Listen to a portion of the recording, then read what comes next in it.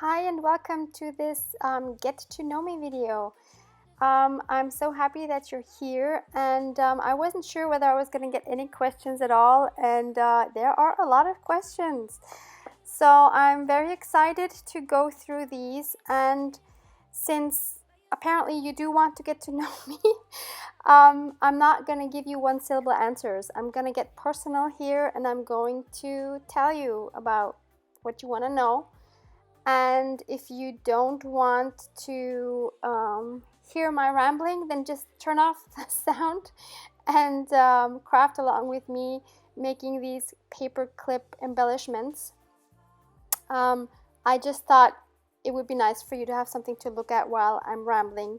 So yeah, enjoy. And this is going to be part one since there's so many questions and some of my answers are going to be quite lengthy, I believe. So best to do it in two parts. Let's see how far we'll get on this one. So let's start with a very easy question, and I tried to group these. So this first part is going to be more about myself and my life, and I think the second part is going to be more about specifically my journaling and my art.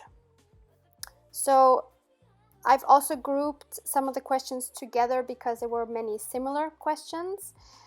And yeah, so let's dive right in with a very easy first question. What is your first name? So many of you know this. My first name is Barbara, or in short, as my friends call me, Babsi. So please don't ever call me Barb. I do not like that. Okay, now the most popular question is or was, how is your English so good? So first of all, thank you so much for saying it's so good. The reason is because of my dad's job. The whole family had moved from Vienna, Austria, which is where I live, to New York for 2 years when I was about 6. When we moved back to Vienna, after those 2 years, my wonderful parents gave me the choice to stay in the American school system by sending me to the American school here in Vienna, because the school system is very different from what we have in Austria. And since I was the youngest of 3 children, I have 2 older brothers, it would have been really challenging for me to go back to the Austrian school system, which I hadn't had a lot before moving to the States. So my brothers did not get this choice. So I was very thankful and very lucky to be able to go to the American school, and I loved going to that school, and I stayed there 9 years until I graduated. Next question. How did I end up living in the US, and how long were you there? So besides the 2 years as a child, I also lived in California for 6 months while being engaged to a US Marine. My mom was very smart because I met this said Marine during my first job at the US Embassy here in Vienna. So he was stationed here, and when we got engaged, my mom said she would support me financially if I lived with him for 6 months in the States, because that was as long as the visa was valid, before getting married, to see how it would be to be married to a Marine. So we moved into an apartment in Vista, California, and he was stationed in Camp Pendleton. I did not get to see him a lot, and not being allowed to work since I didn't have a work visa, and not having a car or friends, it was very difficult for me. It was then that I started to understand what it meant to be a military wife, and I did not like it. It would always mean that the country would be his number one and his family would come in second. So coming from Europe, this mentality was not something I could easily identify with. And after 6 months, He had to go on a 6-month float, and I went back to Vienna to prepare our wedding, which was supposed to take place in the US. At the time, my parents were in Saudi Arabia, and so it was my first time ever that I lived on my own, and I loved it. I went out a lot and really enjoyed my freedom. And after having experienced that, I was not willing to give all that up to be a military wife, never knowing where my husband would be sent next or not knowing if he would even come home alive.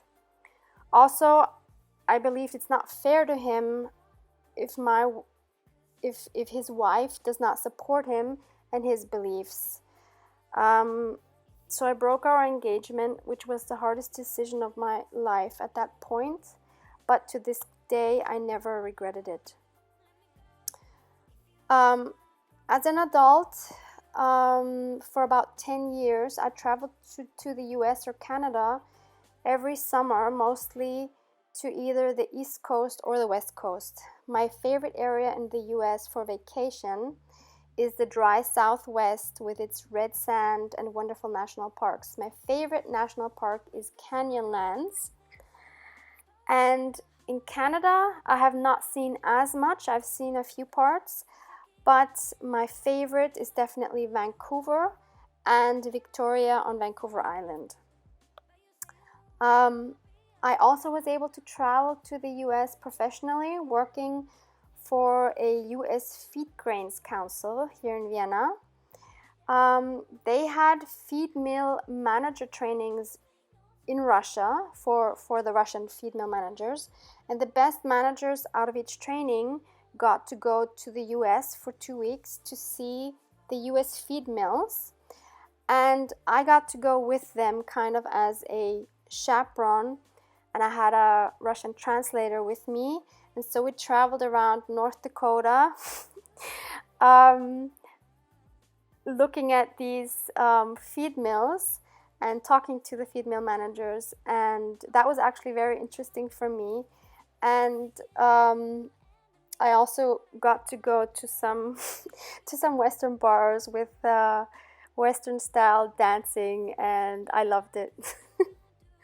Okay, moving on to the next question. Were you born and raised in Austria? Yes, so mostly I was raised in Austria. And yes, I was born in Austria. Next question. Do you work outside the home? Currently, I do not. Currently, going to the next question, what do you do? So currently, I'm on a kind of a 1-year sabbatical. So I am currently trying to get a teaching certificate, and so I've been taking a course now over the past 5 months, and I have an exam coming up end of May, so fingers crossed that will go well. And after that I'll be taking some other courses which I need to still decide on, and I'll be doing those until the end of the year. Next question. How long have you been married? So I have been married happily for over 10 years with my current husband, but I have been married before. Are you thinking about having children? No, I'm actually not able to have any children, and there was a time when I really wanted to have children, but currently I'm at a point in my life where I'm 100% happy without having children. Where would you like to travel to most? So there's a few places, and all of them are far away from Austria. So it's Australia, New Zealand, Japan, Hawaii, and one day maybe a safari in Africa. So hopefully at least one of these will come true at some point. Where did you meet your husband? So this is actually kind of a funny story. So as I've said, I've been married once before, and my ex-husband and I had just decided to get divorced, and I had to move out of the flat. He was a consultant and was gone during the week, and I had been packing my things into boxes for days on end, morning till night, and come a Friday night and I could not see another box and felt like I would go bananas. And so I very spontaneously decided on the Friday night to go to a salsa club that I had been to many, many years before. And I decided to just go on my own, just to soak up the atmosphere and to enjoy the music and a drink and try to relax for a little bit and forget about everything. So I also had enough of men at that point. So I was not planning on dancing at all. When I got there, I got a drink and I stood next to the dance floor, and then I saw him. He was standing a few feet away, also alone, and he had a mischievous look in his eyes, and he was tapping his feet to the music. As I loved the music and I just couldn't bear to stand still myself, I actually went to him and I threw all my reservations overboard. I asked him if he wanted to dance. He was totally flustered and he couldn't believe that I asked him to dance. So we danced and laughed for 4 hours straight until I couldn't walk anymore in my heels. And we sat down and talked in the club. And it was a lot of fun because his German wasn't very good at the time. And we talked and as much as we could. And then he walked me home and he asked me for my phone number. So the next day when I woke up, I was worried whether I had actually given him the correct phone number, since I had just switched phone numbers and I wasn't actually sure if the one I gave him was correct. So thankfully he called me in the afternoon and he asked me if I wanted to go for a walk, which we did, and then so that's how it all started. Oh my gosh. So moving on to the next question. What was your career before you stopped working to concentrate on your art? So after graduating at the American School here in Vienna, I went to a college for business administration. I did this because I was too chicken to pursue a creative career, because I actually wanted to become a photographer initially, but you had to have an apprenticeship in order to become a photographer here in Austria. And at that point, there were no available apprenticeships. So that didn't work out. And then there was a graphic school in Vienna that I wanted to go to. But after I saw how few applicants they took and what they wanted to see, to apply and everything, I chickened out. I never even applied. So that was that. And so that's when I decided to go for a business administration college, which just seemed like the most sensible thing to do. And one of my best friends was doing it, so I thought, let's just do that and then just start working, and so I could at least support myself and then go on from there. Looking back, that was my biggest mistake, because I regretted not having done any creative education, and always tried to do something creative on the sides, and I did graphical commercial arts on the side for 2 years, and I actually taught myself photography and did that on the side for 10 years. So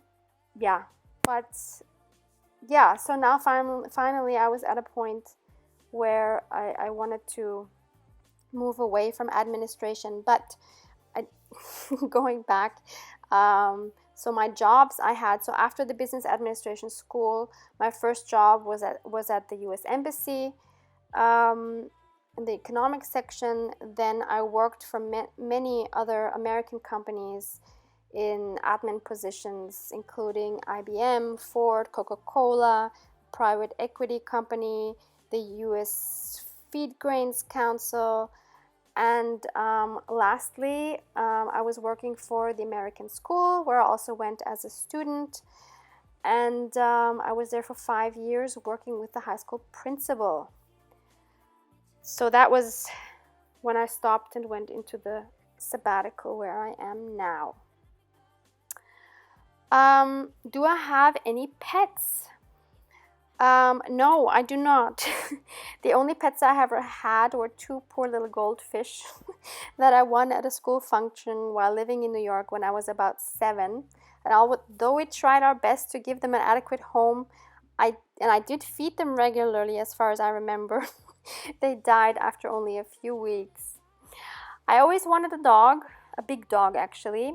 But since I live in a city apartment and I always had full-time jobs, I never had the time or the space to actually have one. My best friend has a dog with which we go on regular walks together, so I think that's a good compromise for me. What is your favorite author? So my favorite author is Haruki Murakami, which I'm sure many of you will know. He wrote books like Kafka on the Shore, Norwegian Wood, The Wind-Up Bird Chronicle, After Dark, The Wild Sheep Chase, Men Without Women, Dance, Dance, Dance, and so on and so forth. So for those that don't know him, so he's a Japanese author, and most of his books were international bestsellers, and he received numerous awards for these. And his style, I would say, is surrealistic and very bizarre. And I don't know, I find it very entertaining. I feel that I can get lost in his novels, and they are the only books to date that I can read more than once.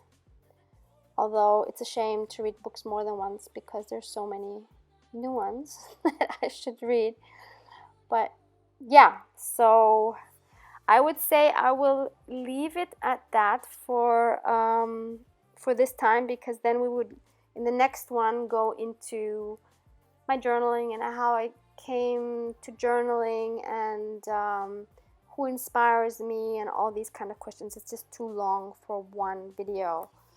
So I hope this was insightful, and I hope you enjoyed this get to know me, and I hope you'll stay tuned for part 2. So thank you so much for watching, and hope to see you soon. Bye.